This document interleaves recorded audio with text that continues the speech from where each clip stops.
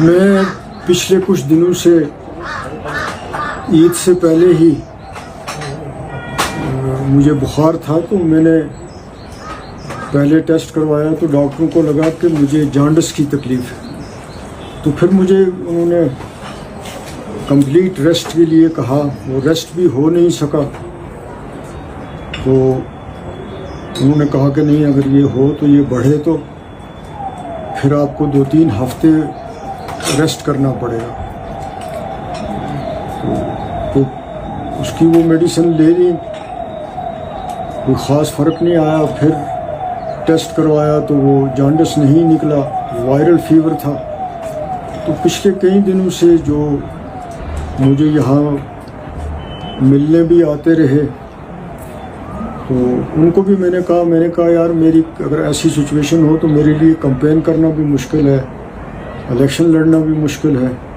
لیکن اس viral fever کا جب پتہ لگا تو پھر اس کا میں نے ٹریٹمنٹ کروایا، تو آج میں بالکل ٹھیک ہوں۔ تو اس حوالے سے جو یہ ساری ریومرس پھیلائی گئیں یا پھیل گئیں، تو ایسا کوئی معاملہ نہیں تھا کہ مجھے الیکشن نہیں لڑنا ہے یا کچھ ہے۔ مجھے اگر صحت خراب رہتی میری اسی طریقے سے، تو میں ڈیفینیٹلی کہتا کہ ان کو کہ آپ الٹرنیٹیو کینڈیڈیٹ تلاش کر لیجئے یا کچھ بھی۔ لیکن اب میں نے کل سے میں بہتر ہوں، تو میں نے ڈاکٹروں نے بھی کہا کہ ٹھیک ہے، آپ کو وائرل فیور تھا تو اب آپ امپروو ہو رہے ہیں، تو جس میں مجھے شاید 1-2 دن اور بھی ریسٹ کے لیے انہوں نے ایڈوائس کی ہے۔ تو باقی میں بالکل ٹھیک ٹھاک ہوں۔ الیکشن تو میرا آلریڈی ڈکلیئر ہے، تو اب میری صحت بھی ٹھیک ہے، تو میں لڑوں گا۔ اب یہ آج کل کا زمانہ ایسا ہے کہ کوئی بھی خبر کہیں سے بھی نکلتی ہے تو پھر وہ بہت زیادہ دور تک پھیل جاتی ہے، پھر تو یہ چیزیں ضرورت سے زیادہ بڑھ جاتی ہیں۔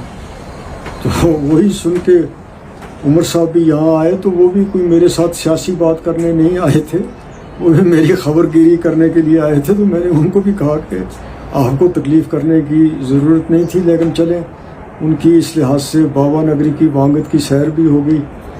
تو یہی سارا معاملہ تھا، کچھ اور اس کو کوئی زیادہ سیریسلی لینے کی یا بڑھاوا دینے کی کوئی ضرورت نہیں ہے، نہ میں اس کو دینا ضروری سمجھتا ہوں۔ تو یہ چھوٹا سا معاملہ تھا، تو تھوڑا زیادہ بڑھ گیا، تو مجھے اتنا ہی کہنا تھا۔